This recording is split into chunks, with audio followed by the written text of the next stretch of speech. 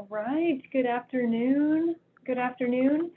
Today is Tuesday, August 10th, and welcome to our second Let's Talk Tuesday. My name is Kayla Macera. I'm the Director of School Nutrition Programs here at DESE, and Let's Talk Tuesday is an August webinar series that is geared to help you understand changes in school nutrition programs in relation to the many active waivers that Missouri has opted into for school year 21-22.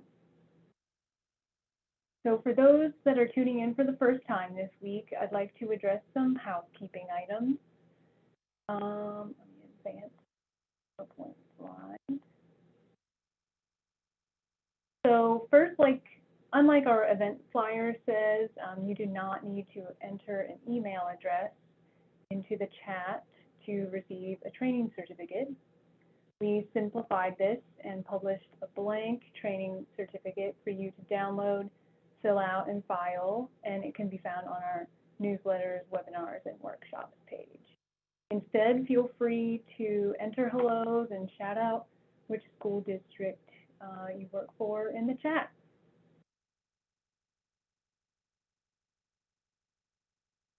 Right. Second, this webinar is being recorded. The recording and resources used during today's webinar will be available on our newsletters, webinars, and workshops webpage on Friday, August 13th. So there are many divisions in DESE required to process videos and upload to our website, but know that it's a high priority to get these webinars uploaded. And if it's not available by the end of the day on Friday, know that it'll be up on Monday at least. Sometimes it depends if everyone's in the office at the right time to make this go smoothly. And the third thing I wanted to share is that attendees are muted upon entry and unable to share video. I believe. I don't know if I figured that out entirely. You're not allowed to unmute yourself at this time while the project teams present, but we will have a live Q&A session following their presentations, and I'll adjust some meeting settings and share some ground rules for Q&A before we move on to that section. So today we have two project teams discussing the following waivers and Missouri's plan to implement and track the waivers. So I'd like to introduce four specialists who worked very hard this summer developing waiver surveys and this webinar for you today. So first we have Abby McFerrin, Nutrition Program Specialist for the Southwest Central Region, and Nick Gorham, Nutrition Program Specialist for the Northwest Region. And Abby and Nick will be reviewing the waiver to allow specific meal pattern flexibility during school year 21-22. We are also joined by Claudia Vincent, Nutrition Program Specialist for the Northeast Region, and Sarah Wiskerkin, Nutrition Program Specialist for the East Region. Claudia and Sarah will be reviewing a collection of other meal service waivers, which consists of the waiver to allow non-congregate meal service for school year 21-22, and the waiver to allow, or the waiver of mealtime requirements for school year 21-22, the waiver to allow parents and guardians to pick up meals for children during school year 21-22, and the waiver to allow offer versus serve flexibility for senior high schools in school year 21-22. Thank you, Abby, Nick, Claudia, and Sarah for your dedication on these projects this summer for Missouri schools. So now I will turn it over to Abby and Nick to get started after I stop sharing.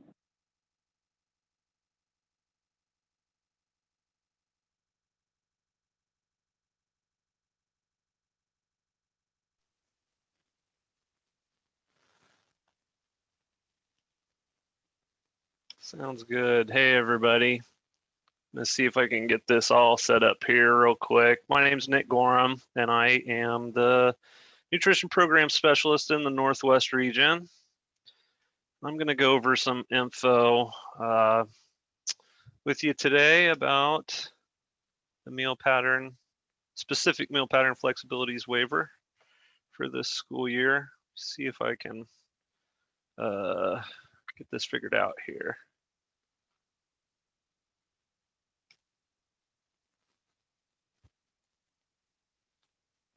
Okay. Is my screen going through? Can everybody see that okay? Yeah, we can see it. Okay, fantastic.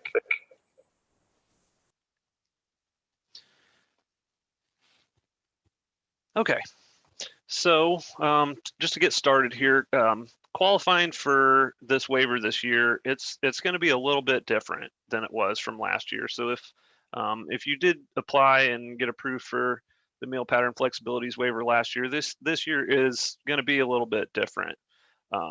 So to get started, I just wanted to provide y'all with a little bit of background info on what this waiver covers, what it can be used for in the 21-22 school year. Okay, so first of all, on December 12th of 2018, Food and Nutrition Services published a final rule titled Child Nutrition Programs Flexibilities for Milk, Whole Grains, and Sodium Requirements. And we're going to discuss this in a little bit more detail here in just a few minutes.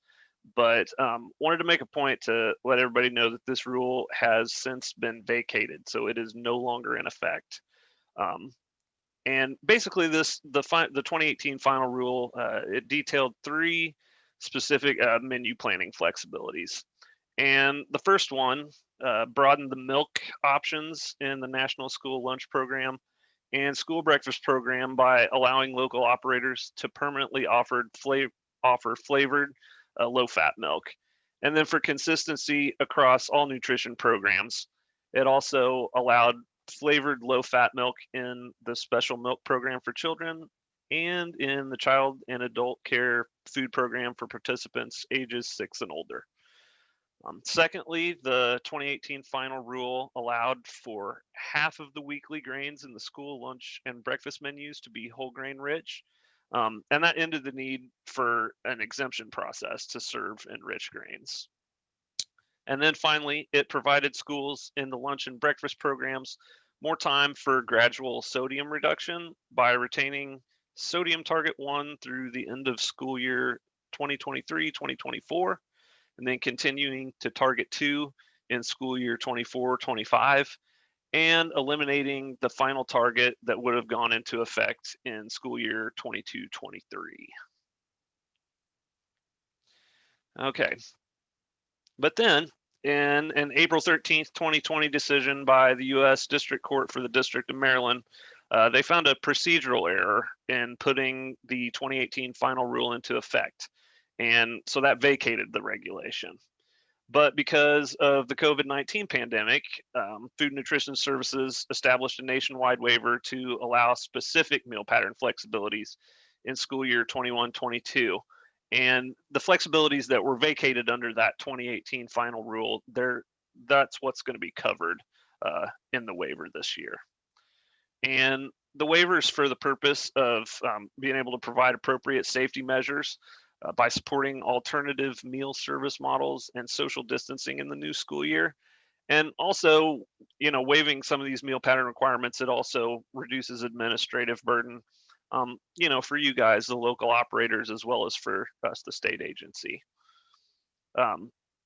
So anyway, Food Nutrition Services does expect schools to meet the meal standards to the best of their ability, but they also recognize that in some situations it might not be possible to meet every component of the meal pattern requirements.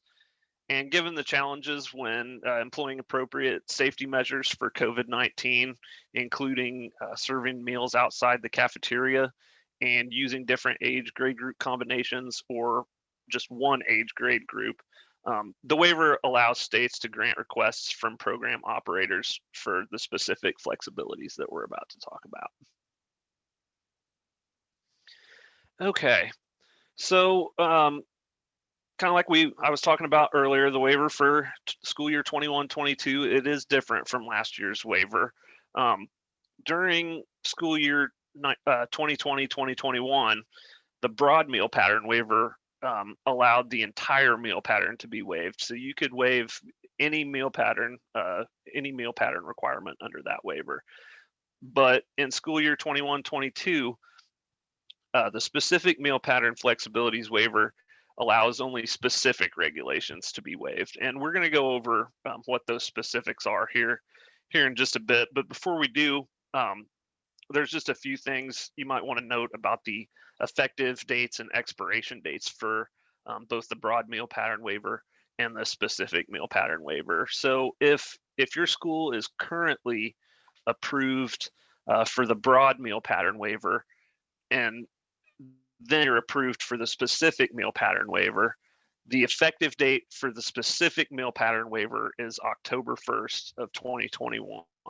So in other words, you can continue to use the broad meal pattern waiver through September 30th of 2021.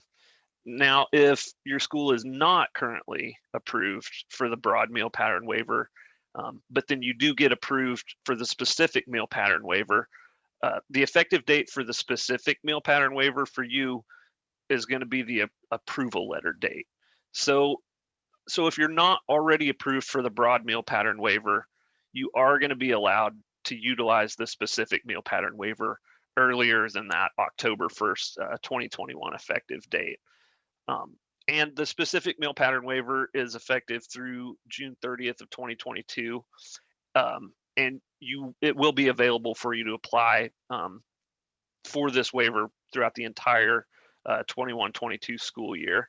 But just so you know, DESE Food Nutrition Services expects to be processing most of these requests starting in August up through October.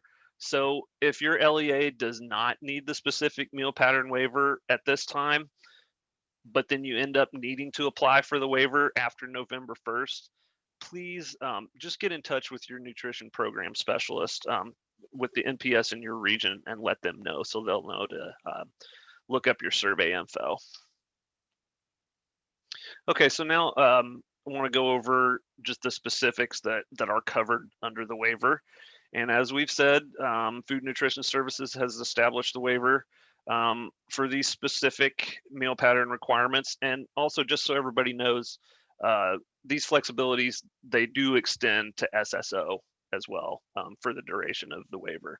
And these are the specific requirements that are covered: that menus meet the dietary specification for sodium, that all grains offered be whole grain rich, and that for preschoolers, at least one grain serving per day across all eating occasions must be whole grain rich, to offer a variety of vegetables from the vegetable subgroups, to offer a variety, at least 2 different options of fluid milk, that low-fat milk must be unflavored, and to plan menus and offer food components for specified age or grade groups in the combinations of K through 5, 6 through 8, and 9 through 12.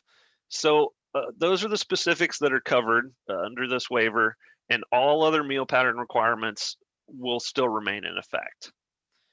And like we were talking about, the waiver, it's effective starting October 1st, 2021, and it remains in effect until June 30th of 2022.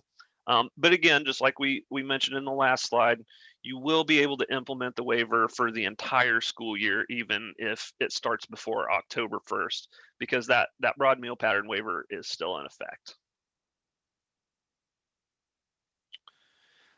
Okay, so moving on, I want to talk a little bit about how you can apply to utilize this specific meal pattern flexibilities waiver for the 21-22 school year.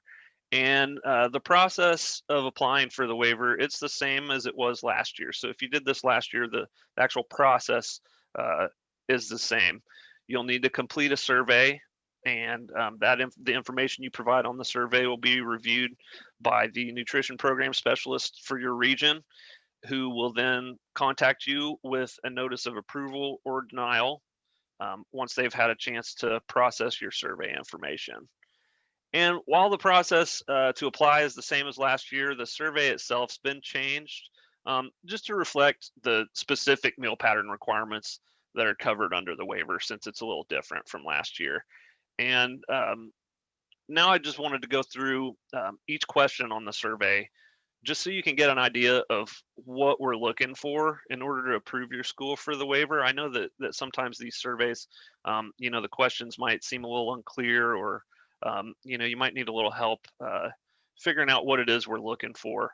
So I just wanted to go through each question, and we'll let you know what it is how to answer these. So this first page here, it just kind of goes through all those specific requirements that we just talked about here, kind of lists them out. And then down here, it tells you a little bit more about the process for approval. And then the first few questions are going to ask for your contact information. And just like every other survey you've probably ever seen in your life, fields that have this little asterisk here, those are required fields. So you're not going to be able to go on without answering those. And just make sure that the name, the contact phone number, and the email address are accurate.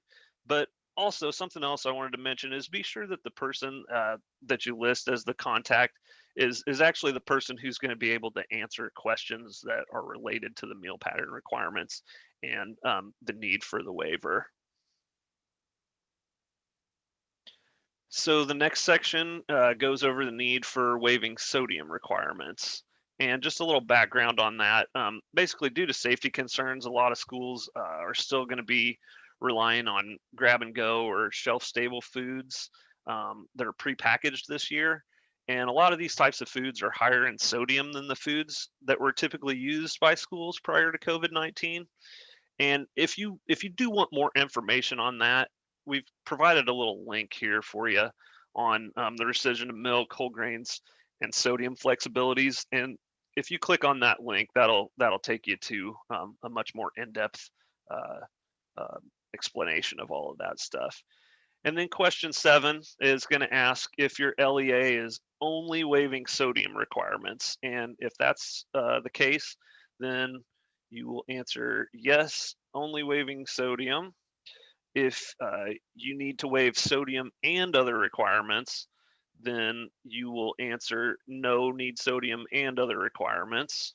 And then finally, if you need to waive other requirements but not sodium, then you'll answer NA down here at the bottom. And on this question, if you are only needing to waive the sodium requirements and you answer yes, then the survey just ends right there. You don't need to go any further, and your NPS will see that, and they'll go ahead and approve you and get you your approval letter sent out. But if you answer no or NA, then you'll be directed to the next question set. And then question 8 goes over the age grade group requirements. And if you're needing to use a single age grade group that meets the minimum meal pattern requirements, then you'll check the box next to the age and grade groups that will be served meal patterns outside of their age grade group requirements. So again, you'll go ahead and you'll check any of these boxes if for whatever grades are going to be served a meal pattern that are outside of their requirements. And then if you don't need any age or grade group flexibilities, then you'll just check the NA box over here. Okay, and so then moving on, question 9 is going to ask for you to comment on the justification for needing this waiver for the age grade group requirement, and as well as your plan for implementing the waiver. So so this question, it has to be answered. And in order to be approved for the waiver, your comment has to give specific details on why the waiver is needed and how you're going to utilize the waiver. So if the comments do not address both of those things, both the justification and your plan for utilizing the waiver, then your waiver request is going to be denied. And also just kind of moving forward, there is a comment for justification and plan section for each of the other specific requirements that you might need to be waived as well. And again, with all of those, the answers, they must clearly address both your justification and plan for utilizing the waiver in order for us to approve it.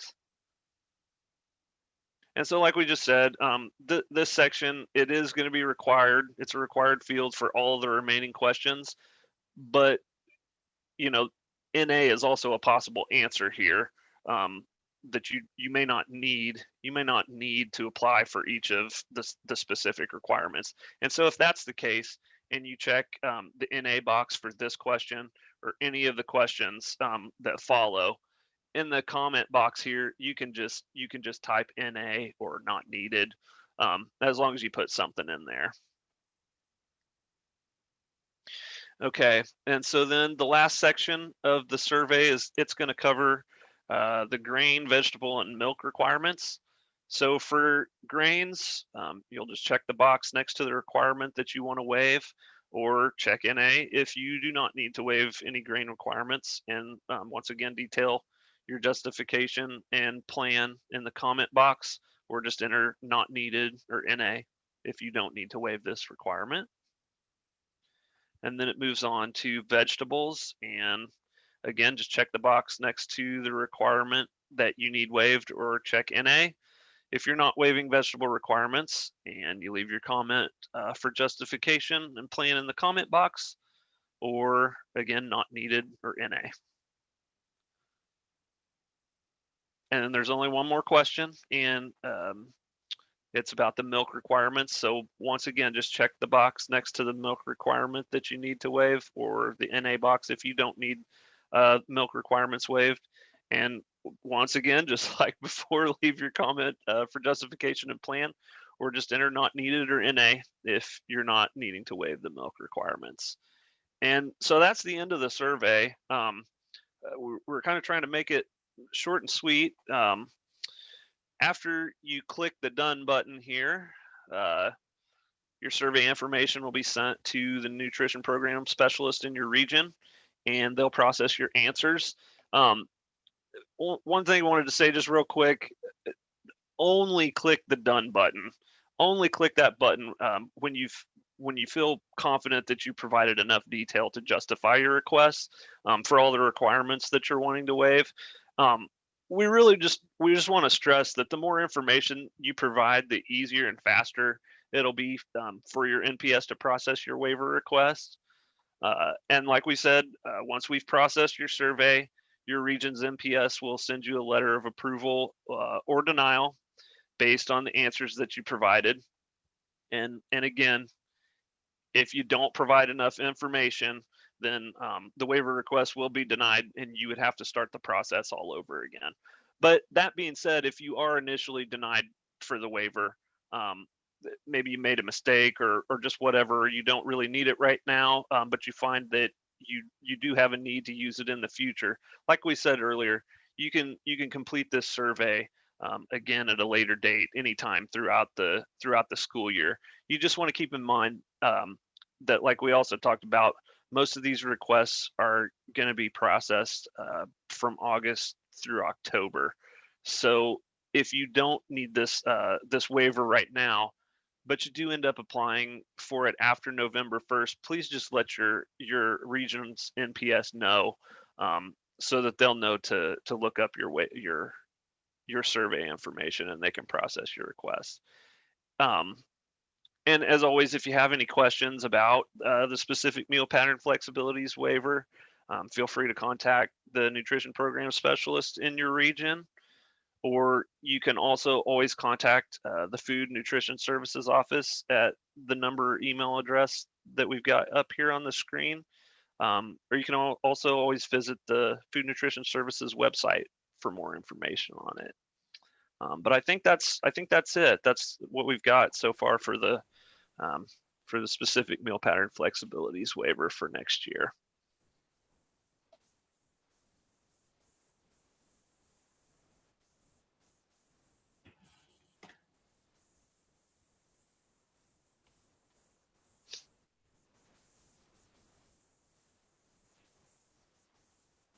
So I'll go ahead and get this off of here and give it back to Kayla.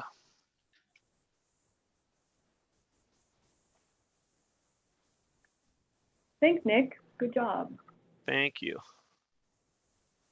So I see some questions are in the chat, and we'll get to those in our Q&A session. We'll just compile all the questions and address those live. But for now, we're going to move on to Sarah and Claudia, and they have additional waivers to address.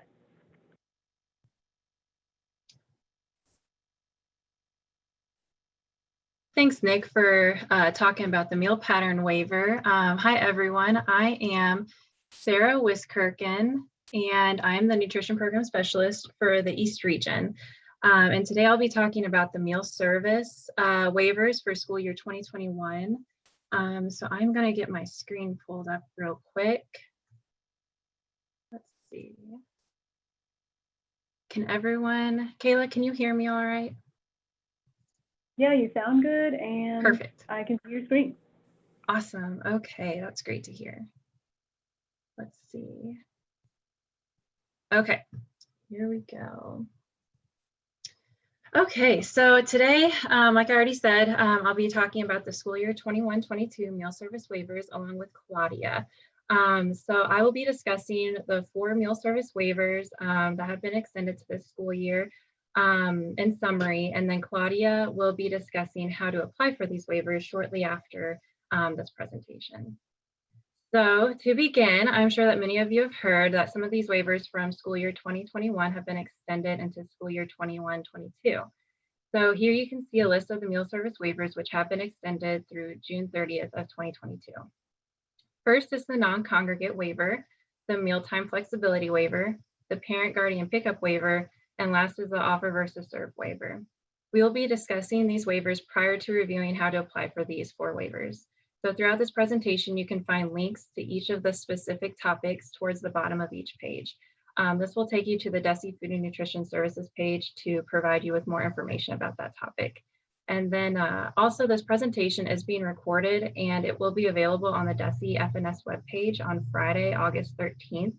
And I believe the survey link as well will be available on Friday. Okay, so to begin, the first waiver that we'll be discussing is the non-congregate waiver. The non-congregate waiver has been extended to the National School Lunch Program, the School Breakfast Program, the CACFP, After School Snack Program, and the Seamless Summer Option. However, please keep in mind that it does not extend to the Fresh Fruit and Vegetable Program and the Special Milk Program. This waiver provides schools and childcare operators the opportunity to provide meal pickup options for students learning virtually and also facilitate grab-and-go meals for students in school. So please also keep in mind that while this waiver is available through June 30th of 2022, flexibilities under the waiver should be implemented by program operators until such a time when greater levels of congregation in in-school settings is safe and healthy to pursue. So once there is no longer a need for the waiver, you do not need to notify the state agency. And as I mentioned before, you can see a link to more information about this waiver at the bottom of this page. Okay, so the next one we'll be discussing is the mealtime flexibility waiver. The mealtime flexibility waiver has been extended to the National School Lunch Program, the School Breakfast Program, CACFP, the Seamless Summer Option, and the After School Snack Program. However, it does not extend to the Fresh Fruit and Vegetable Program and the Special Milk Program. So that is similar to the non-congregate meal service waiver that I had just mentioned. But this waiver provides schools and childcare operators the opportunity to serve meals outside of the required set mealtime parameters for school lunch and breakfast. And just like the non-congregate meal service waiver, this waiver is also available through June 30th of 2022. However, flexibilities under the waiver should be implemented by program operators until such a time when a greater levels of the mealtime flexibility of in-school settings is safe and healthy to pursue once there is no longer a need for the waiver. So you do not need to notify the state agency. Okay, so the next one that we'll be discussing is the parent guardian pickup waiver. The Parent Guardian Pickup Waiver has been extended to the National School Lunch Program, the School Breakfast Program, CACFP, the Seamless Summer Option, and After School Snack Program. Please keep in mind that it does not extend to the Fresh Fruit and Vegetable Program and the Special Milk Program. This waiver allows schools and child care providers to distribute meals to parents and guardians. Please access the link at the bottom of the page for more information regarding best practices for the parent guardian pickup. Please also keep in mind that while this waiver is available through June 30th of 2022, flexibilities under the waiver should not be implemented by program operators until such a time when greater levels of congregation and in-school setting is safe and healthy to pursue. Okay, so now we'll discuss a few friendly reminders for the parent guardian pickup waiver. So LEAs must have a process to ensure that meals are distributed only to parents and guardians of eligible children, and that duplicate reimbursable meals are not distributed to any child. This can be completed by reviewing the student's school ID card, student's library card, or proof of address, just to name a few examples. If you are delivering meals, schools must obtain written consent from households that include household contact information, address used for delivery, and the number of eligible children in the household. And schools choosing to opt into the parent guardian pickup waiver must complete the methods of collection form and update the free and reduced price meal or free milk policy. Below, you can find a link to these two forms, which are located on the DESE FNS webpage. The fourth and final waiver that we'll be discussing is the offer versus serve waiver. The offer versus serve waiver has been extended to the National School Lunch Program and the Seamless Summer Option. This waives 9th through 12th grade lunch meal service requirements of implementing offer versus serve in order to support safe access to nutritious meals. This waiver also expires on June 30th of 2022. Okay, so now that we've discussed all 4 meal service waivers, we'll now discuss how to apply. This will be a brief summary as Claudia will be going into more detail here in a few minutes. So first, you'll want to complete the meal service waiver survey for the applicable waivers that you will be implementing for school year 21-22. This can be found through the link at the bottom of this page. It will, I believe, be accessible to complete as of Friday, August 13th on the DESE FNS webpage.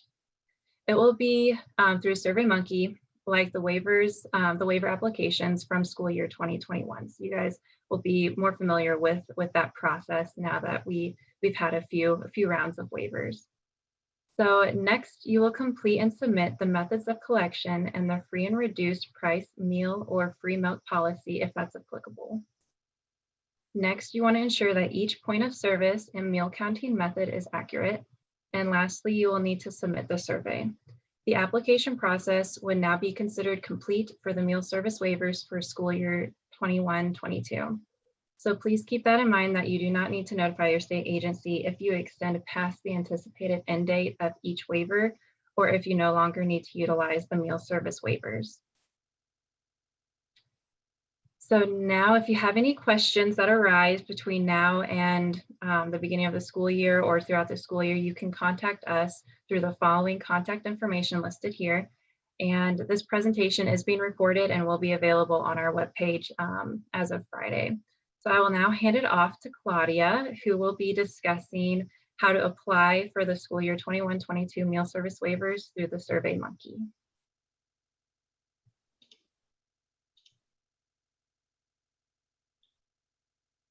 Okay, thank you, Sarah. Can you guys hear me okay? Yes, I hear you. Okay, great. I'll go ahead and share my screen here.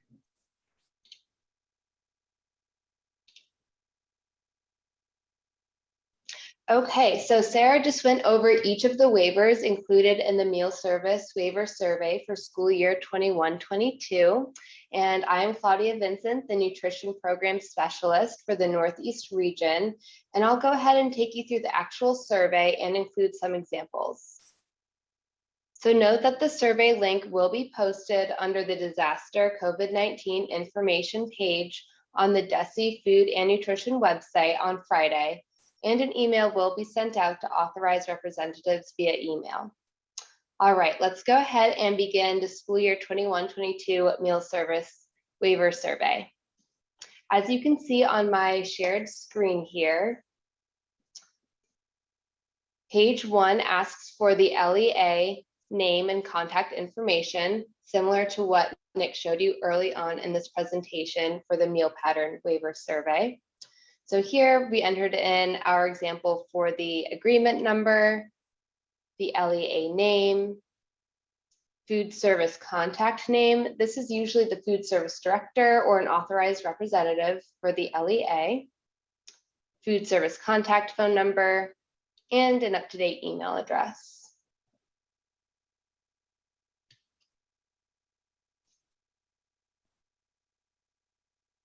For our next question, please select whether your school is serving breakfast and/or lunch by operating the National School Lunch Program, Seamless Summer option, or both options, depending on the building for this school year. If your building or buildings are only operating one program, select either NSLP or SSO. If you have more than one building and choose to operate one building as NSLP and one as SSO, this option is available to you. For this example, we'll go ahead and select both.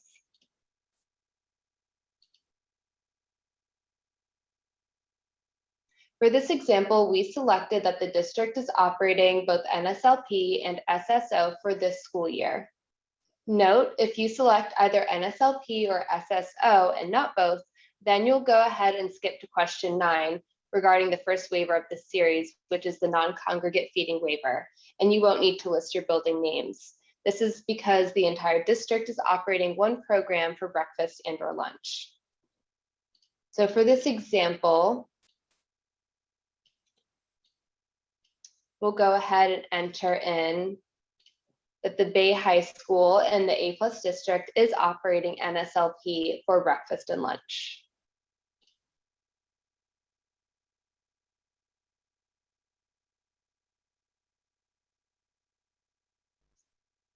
Okay, the next question, if you selected both, is asking for the building or buildings operating SSO for breakfast and/or lunch.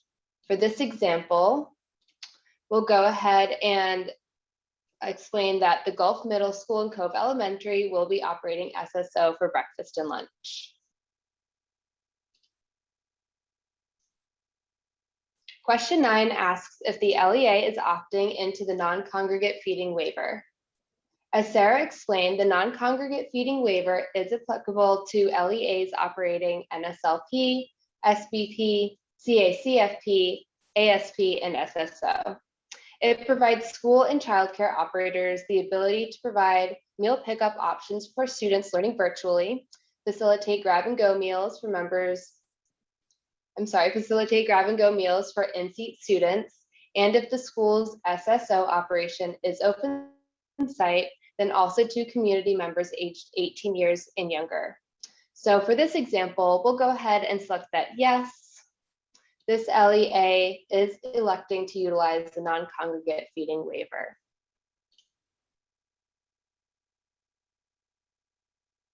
Question 10 asks for the start date of waiver implementation.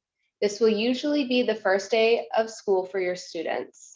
So for this example, we'll go ahead and select August 16th. Question 11 asks for the date the school plans to stop implementation of the waiver. As a general note for this meal service waiver survey, LEAs do not have to contact DESE in the event that the waiver needs to be extended for the remainder of the 21-22 school year.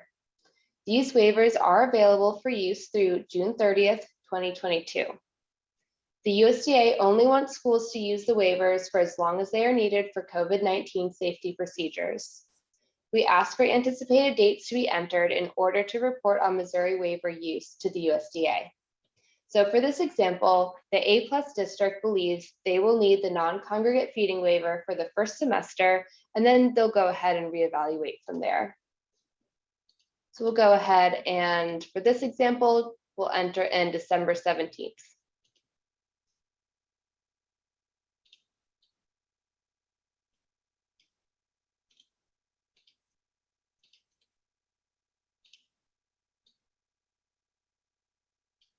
Okay, question 12 asks for a detailed description of how non-congregate feeding is achieved for each site. For this example, we have Gulf Middle School and Cove Elementary operating SSO with a 5-day week and have hybrid students that attend only for half day, Monday through Friday. Hybrid students consume breakfast on site, but at the end of the school day, they pick up their lunch to consume at home. And in this example, we also have Bay High School that is operating NSLP with a 5-day week. So in-seat students may participate in grab and go meals.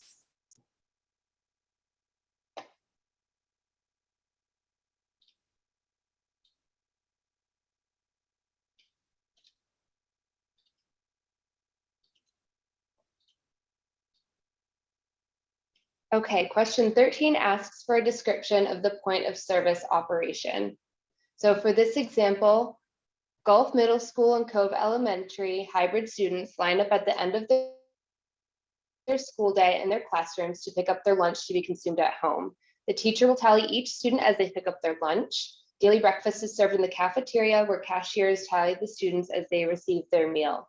The food service director will use the breakfast and lunch tally sheets to enter these meal counts into the student information system.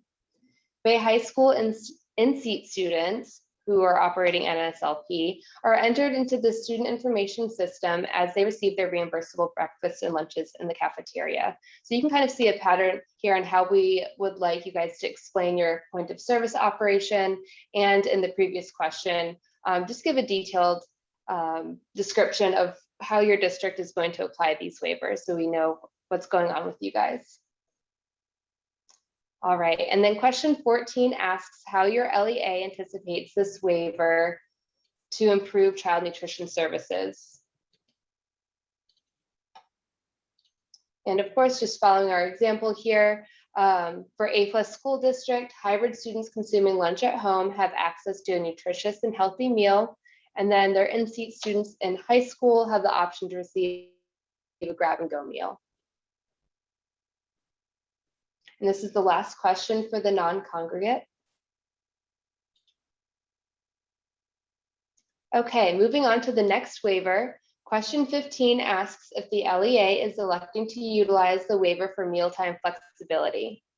As Sarah explained, this waiver waives the requirement for set mealtime parameters for school lunch and breakfast. It can be used for NSLP, SBP, CACFP, ASP, and SSO operations. We'll go ahead and select yes for our example.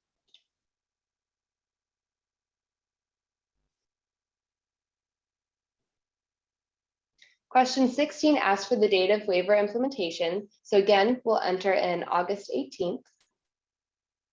I'm sorry, August 16th. And then question 17 asks for the anticipated end date of the mealtime flexibility waiver. So again, we'll enter December 17th, just like we did for the previous waiver.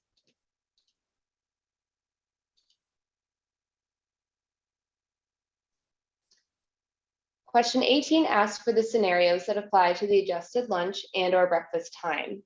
You may select one or more of the following scenarios: breakfast and/or lunch provided for multiple days to be consumed at home, also known as bulk meals; breakfast and/or lunch provided for next day consumption; breakfast and/or lunch provided for same-day consumption. For our example, we'll go ahead and select breakfast and/or lunch provided for same-day consumption.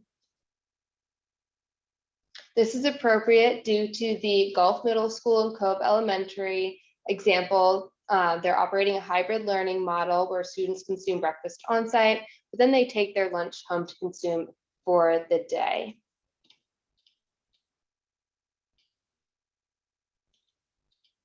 Okay, question 19 asks how the mealtime flexibility waiver will be used to improve child nutrition services. So for our example, it allows students and/or parents and guardians to pick up lunches to consume at a later time and at home. It makes it easier on parent guardians to pick up earlier or later in the day instead of during work hours. It also makes it easier for food service staff to package meals together. So in our example here, you can begin to see how the first three waivers of the series work together: non-congregate, mealtime flexibility, and on to our next waiver, parent-guardian pickup. Okay, question 20 asks if the school is electing to utilize the parent-guardian meal pickup waiver. The parent-guardian pickup waiver allows schools and childcare providers the ability to distribute meals to parents and guardians. This waiver extends to NSLP, SBP, CACFP, ASP, and SSO. We'll go ahead and select yes to opt in. Question 21 asks for the start date of implementation. Again, we'll do August 16th. And then question 22 asks for the anticipated end date. And just following along with our example, we'll do December 17th. And we'll click next. Okay, moving on, we will go ahead and select the method of parent-guardian pickup. So you may select one or more for this question. So for this example, we'll select drive-through grab and go and deliveries made by LEA. If the LEA selects that they will be delivering breakfast and/or lunch to households, this question is to verify that the LEA must reach out to households to obtain written consent from the households. That includes household contact information, address used for a delivery, and the number of eligible children in the household. Since this example included deliveries made by the LEA, we're going to go ahead and select box 1. If your LEA will not be making household deliveries for breakfast and/or lunch, then you would select box 2.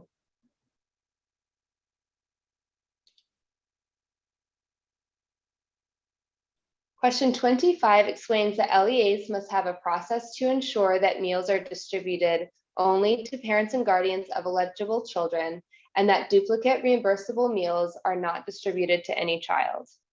We'll select all the methods that will be implemented by this LEA in our example. So we'll go ahead and select student school ID card,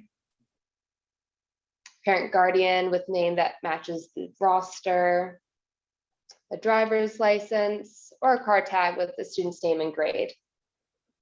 There's also an other box that you can select and then specify how you'll determine the parent guardian is in fact picking up for an eligible child. Question 26 allows the LEA to verify that they will verify box 1, an accurate point of service at the time of parent guardian pickup, and box 2, that the LEA will have accurate meal counts at the time of parent guardian pickup. LEAs are also reminded that if they choose to opt into the LEAs are also reminded that if they choose to opt into the parent guardian pickup waiver, then the methods of collection form will need to be updated due to an additional point of service and submitted to their regional nutrition program specialist, along with a re-signed and dated policy statement form. These forms are linked to the survey and can be found on the DESE FNS website. Moving on to question 27, it goes on to ask how this waiver is anticipated to improve child nutrition services. So for our example here, we'll explain that this waiver helps to keep students safe, create a more organized meal pickup scenario for staff, and maintain the integrity of the national school lunch and school breakfast programs. We'll go ahead and select next. So now we'll move on to the final waiver of the meal service waiver survey series, the waiver for offer versus serve flexibilities for high schools. You'll recall that Sarah explained that this waives the 9 through 12 grade lunch meal service requirements of implementing offer versus serve in order to support safe access to nutritious meals. This waiver includes both NSLP and SSO operations and expires June 30th, 2022, like the rest of the waivers in this series. So for this example, we'll go ahead and select yes. Question 29 asks for the grade groups that this waiver will serve. Again, note that offer versus serve is only required for grades 9 through 12 during lunch. So for our example, we'll enter in Bay High School grades 9 through 12. We'll need to apply for this waiver. Question 30 requires the selection of one or more areas of concern this waiver will address: meal distribution, food safety, packaging, and staff, and another option with room to specify.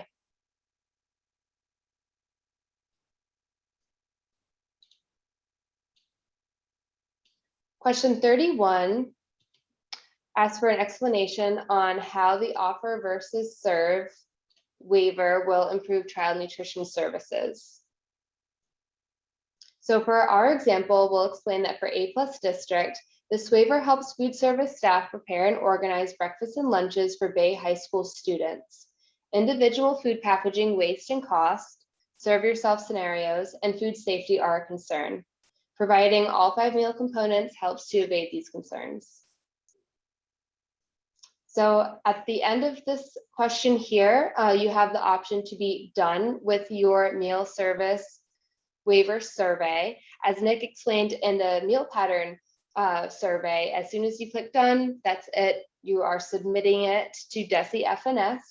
If you need to make any changes, you do have the option to go back and click the previous button. But for our example here, we are all done. We answered each question pretty thoroughly, and we'll go ahead and move on. Okay, once the meal service waiver is completed and submitted, the LEA is opted into the waiver selected, and that is the end of this survey process. As a reminder, for the non-congregate mealtime flexibility, parent guardian pickup, and offer versus serve waivers covered under this meal service waiver survey, LEAs do not have to contact DESE in the event that the waiver needs to be extended for the remainder of the 21-22 school year. These waivers are available for use through June 30th, 2022, and the USDA only wants schools to use the waivers for as long as they are needed for COVID-19 safety procedures. Again, the survey will be posted under the Disaster COVID-19 Waiver Information webpage on August 13th, and an email containing the survey link will be sent out to authorized representatives. If there are any other questions on these waivers, please contact your regional nutrition program specialist or reach out to Food and Nutrition Services. We hope that this presentation and survey guide is helpful in beginning your new school year. All right, thank you. I'll go ahead and return this back to Kayla. Thank you, Claudia and Sarah. Wonderful job. All right, so let me get some meeting settings aligned.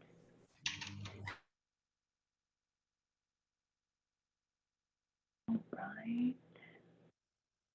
So now we'll transition into a Q&A session.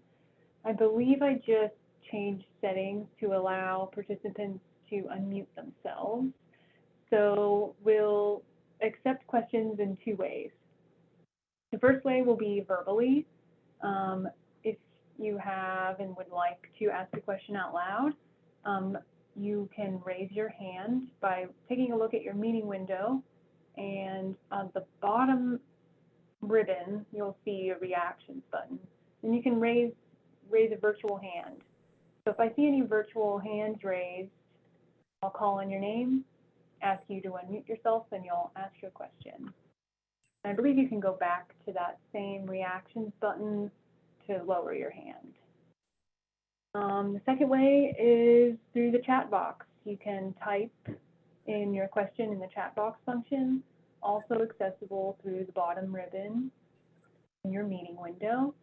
And I'll just kind of go back and forth between raised hands, and I'll read through the chat box and make sure it's addressed to everyone, not just to me. I want everyone to follow along, and we'll just kind of go from there. And I'll direct it to each team presented. Okay, so we'll get started. And I see a few questions that came through. I'm going to go back a little bit to our first question in the chat box. So the question is from Lena. I may have missed this, but is this survey out yet? If not, when do you plan to post it? I believe Claudia and Sarah had addressed that, and I think this question came in before, but we will release these on our website August 13th, this Friday, and we'll also send an email out for, realize not everyone's on this call to know that, so and an email will come out. All right, we have a question by username FordK1. Where is the survey located? Claudia, I know you addressed that. Would you like to reiterate where that will be located? Both surveys. Yeah, the surveys will be posted on the COVID-19/disaster webpage on the DESE FNS website, and we will be sending out a link to authorized representatives for you to fill out.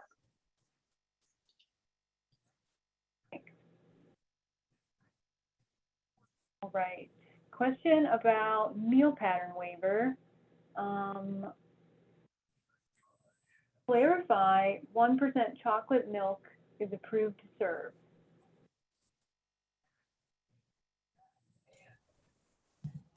I can answer that.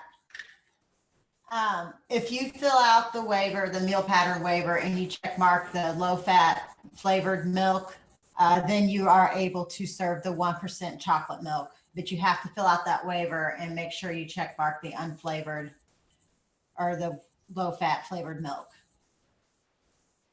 And then you have to make sure you give a justification and a plan too. If you don't give a justification or a plan, it will get denied.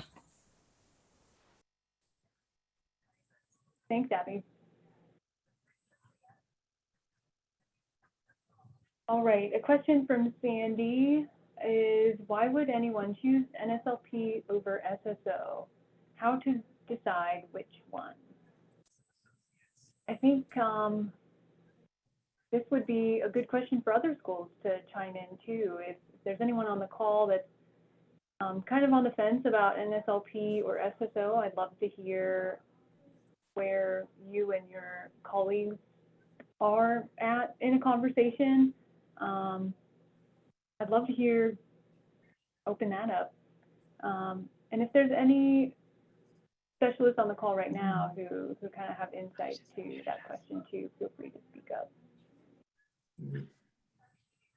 I think we're all muted. I do, hello, I heard someone. Hello. Hi, yes. I would like to know the difference and how it benefits us in between the National School Lunch Program and the other one you're talking about there. The SSO. SSO. Mhm.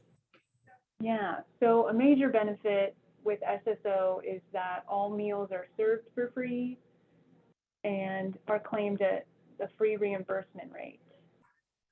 And actually this year, not only is it at the free reimbursement rate, it's at the free SFSP reimbursement rate, which is a higher reimbursement rate than the National School Lunch Program. So that's a major benefit for schools and for households. And I was under the understanding that all schools were going, that USDA had said during the pandemic that we were going to be able to feed our students free breakfast and lunch. Is that not right? That is right. You'll have to serve through Seamless Summer option in order to do that. Okay. And we have, there's a lot of similarities between SSO and National School Lunch Program, like the meal pattern is the same. Right. If you kind of think about National School Lunch Program as an umbrella term, Seamless Summer is like the summer feeding program under that umbrella. So if you go back to, we did a webinar last Tuesday on our application packet, and that talks about how to opt into Seamless Summer this year. Yes, yes, we did that this morning. Okay, very good, very good. Thank you. You're welcome. We have another question about where surveys are located, but we got to that one.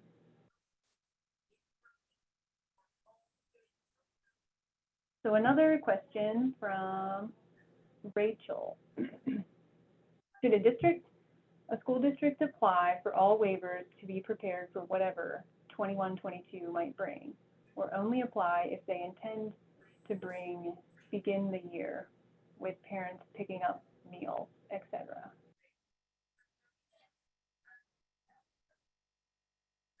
Would either project team like to take that one, or you feel comfortable with me taking it?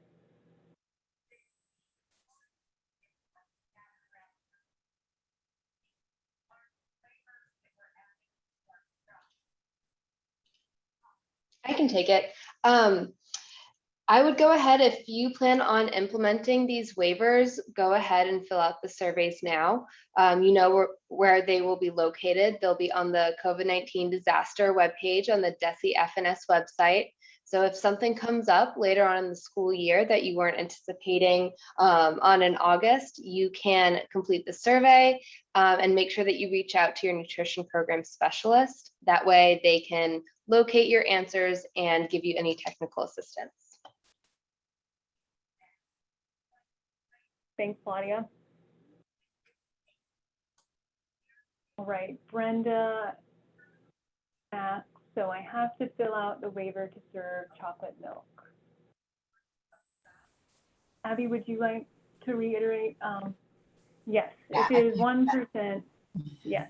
So if your chocolate milk is fat-free or low fat, you do not have to fill out the waiver. But if it's 1% or more, then yes, you will have to fill out the waiver to serve that chocolate milk or any kind of flavored milk. Thank you, Abby. All right, we have a question. Would you use NSLP for any schools that are CEP and SSO for all schools that are not CEP? So this kind of depends on your ISP percentage. Any school is welcome to serve through SSO, but I would reach out to your nutrition program specialist or Becky Hart, our financial manager, to talk about ISP numbers. Because if you're 100% claiming free at a CEP school, you might be comfortable just sticking with that plan. But the benefit, again, this year through SSO is that all free meals are actually claimed at the SFSP free reimbursement rate, which is higher than the NSLP rate. So it might be worth it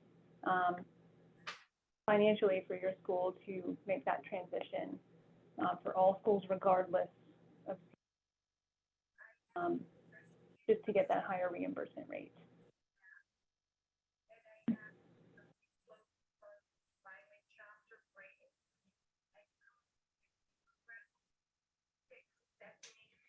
On the offer versus serve, are we allowed to do that with our elementary students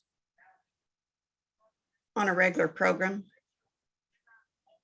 I'll pass that off to Claudia and Sarah. Would either of you like to answer that question? Yes, you can provide meals via offer versus serve to your elementary school students. That is something that you can elect to do. The offer versus serve waiver that we discussed today is specific to the 9th through 12th lunch meal service, since it is required for 9th through 12th grades to receive offer versus serve method for the lunch. Thank you.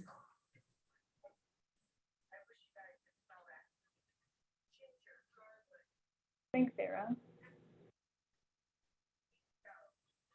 All right, I got a direct message and it says, do waivers need to be filled out if they were approved in 2021 school year? And method of service is going to be the same for the 21-22.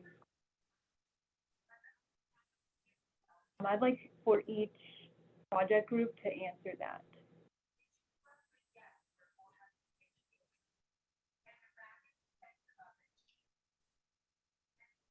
Kayla, can you repeat the second half of that question? I think I missed it.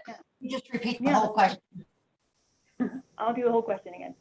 So do waivers need to be filled out if they were approved in 2021 school year, and the method of service is still going to be the same for the 21-22 school year?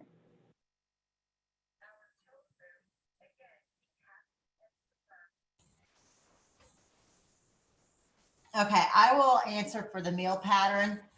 The meal pattern, if you were approved last year, it's only in effect until September 30th of 2021. So if you have changes, you'll have to fill out the new one.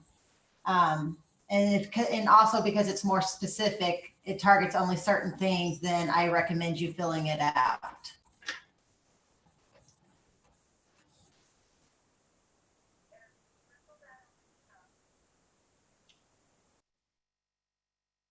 And I can answer for the meal service waivers.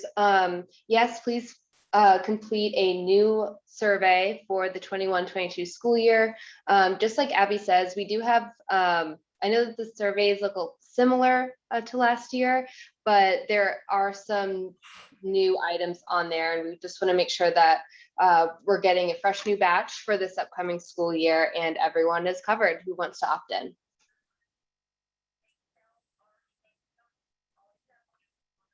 Right, thank you. All right, next question is, I missed last week's Zoom. Is it posted on DESE's website?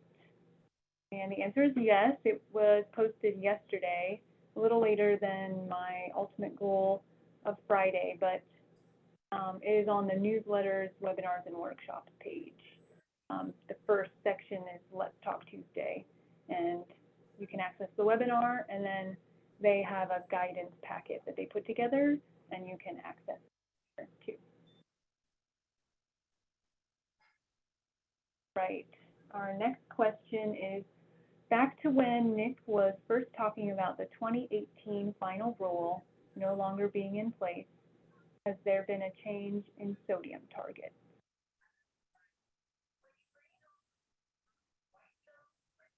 Abby, would you like to take that? And I can repeat that question too. I got it. So when Nick was talking about the sodium, there really hasn't been a final rule change in the sodium. We just know that schools this year are not going to be able to meet the targeted sodium requirements that are in place due to using more prepackaged food. So that's why we have the sodium requirement on the waiver on the web for the survey this for school year 21-22. Thanks. Yeah, whenever that happened in April of 2020, the vacatur, the meal pattern went back to the 2012 requirement. So the most strict, we were on like the most strict pathway. Thanks, Abby. Okay, a question for the other meal service waiver group. Can you do offer versus serve at high school? Yes, you can do offer versus serve at high school. However, if you come to a point this school year where you do not find that you can keep providing offer versus serve methods to the high school students, you can apply for the offer versus serve waiver, because that is in effect until June 30th of 2022.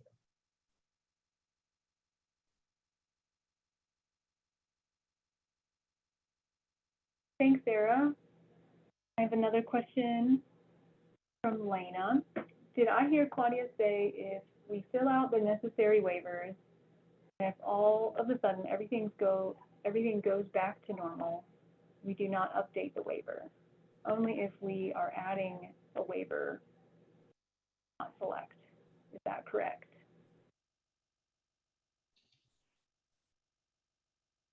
Okay, yes, you are correct. So say that beginning of your school year, you're taking quite a few precautions due to COVID. So you want to implement the non-congregate, mealtime flexibility, parent guardian pickup, and offer versus serve. You plan on applying all those waivers. And it turns out that by the end of your semester, let's say in December, moving forward, you don't need all of those precautions and all of those waivers. That's fine. You don't need to contact us at DESE to cancel or anything like that. You're all set. Let's say that you only select, I don't know, offer versus serve waiver in this series in August, and then you find out October things are getting a little crazy. You can go ahead and contact your nutrition program specialist and opt into the rest of the waivers for this survey.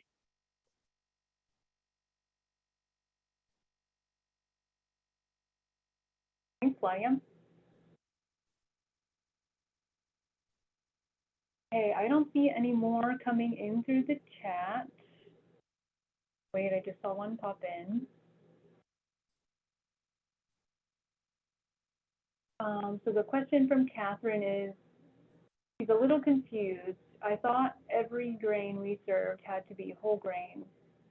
So if I was still going to serve whole grain as every grain, would I need to fill out the waiver? Abby, would you like to take that one? Yeah. So if all your grains are going to be whole grain, then no, you do not need to fill out the waiver for the grains. We had a rule change that only 50% of the grains had to be whole and the rest could be enriched, but that has been vacated. So not everything needs to be 100% whole grain again. So that's why we have the waiver for the whole grain, is in case the schools are not prepared to serve 100% whole grain.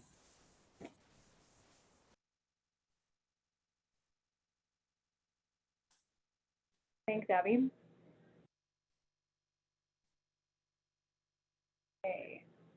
Anyone else have some last minute questions? I don't see any more coming in the chat. Anyone want to verbally unmute themselves and ask a question?